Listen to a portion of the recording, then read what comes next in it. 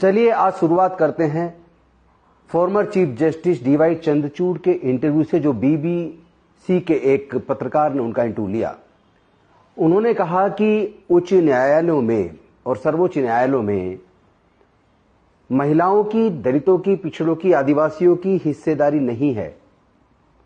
शब्द ये यूज नहीं किए थे, शब्द किए थे इलीट क्लास, स्पेशली मेल्स, वो पूरी तरीके से हायर जुडिशरी और सुपीरियर जुडिशरी के अंदर बड़ी मात्रा में काबिज हैं।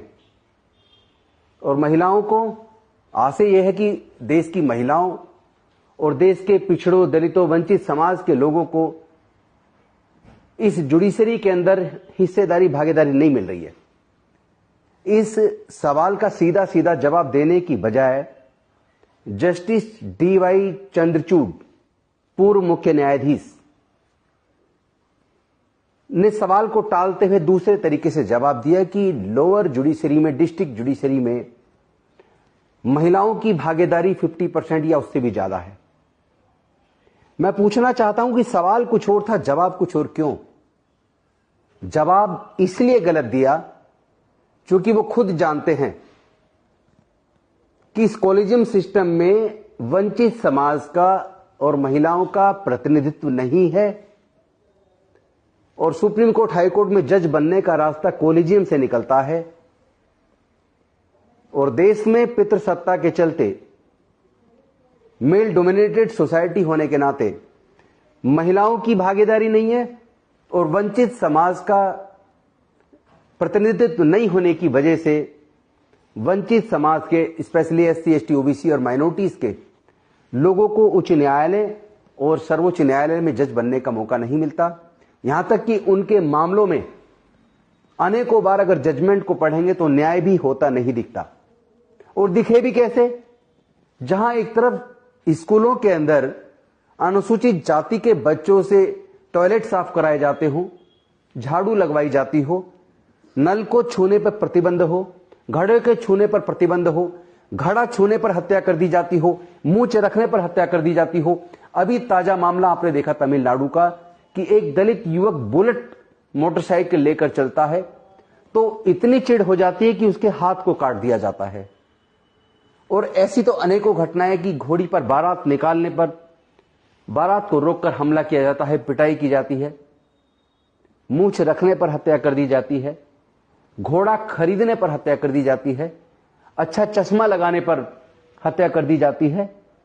और दूसरी तरफ हम देख रहे हैं कि जितने भी एकेडमिक्स हैं, यानी यूनिवर्सिटीज हैं, वहां तमाम सिलेक्शन प्रोसीजर के अंदर भी पूरी तरीके से न्याय की अनदेखी करते हुए आरएसएस से जुड़े लोगों का सिलेक्शन होता है। विशेष रूप से मुख्य पदों पर तमाम सर्वोच्च जाति के लोग काबिज होते हैं। न्याय ना वहां यूनिवर्सिटीज में होता दिखता है, न्याय ना स्कूलों में होता दिखता है। और आपने देखा होगा, पिछले दिनों की घटना है, जेएनयू के अंदर गुंडे कहूं या छात्र कहूं, मुंह को कवर करके, उनमें महिलाएं भी थी, छात्रों पर हमला करती हैं, जानलेवा हमला करती हैं और आज तक भी वो गुंडे पकड़े नहीं जाते।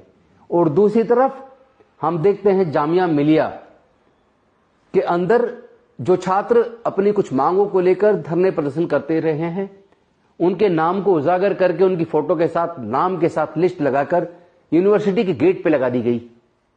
ये भारत जा किस दिशा में रहा है? ऐसे में शासन कहीं ना कहीं वंचित वर्गों के खिलाफ उत्पीड़न करता दिखता है, उनकी न्यायोचित मांगों को सुनता नहीं है, जिसकी वजह से अनेकों बार या तो हत्या कर दी जाती है या सुसाइड करने के लिए बाध्य कर दिया जाता है। चाहे वो स्नेहा कुशवाहा का लेटेस्ट मामला हो, चाहे पायल तड़वी का मामला हो और चाहे रोहित वेमुला का मामला हो। एक नहीं, दो नहीं, तीन नहीं, सैकड़ों की संख्या में ऐसे केसेस देखने में आते हैं। और अगर वंचित वर्ग के लोग ये ठान लें कि आखिर ये उत्पीड़न कब तक झेलें, इसका तो जवाब देना पड़ेगा, तो शासन उनके खिलाफ ऐसी गंभीर धाराओं में मुकदमा बनाकर जेल में डाल देगा। यानी उत्पीड़न एक लेवल पर नहीं, हर लेवल पर उत्पीड़न जारी है।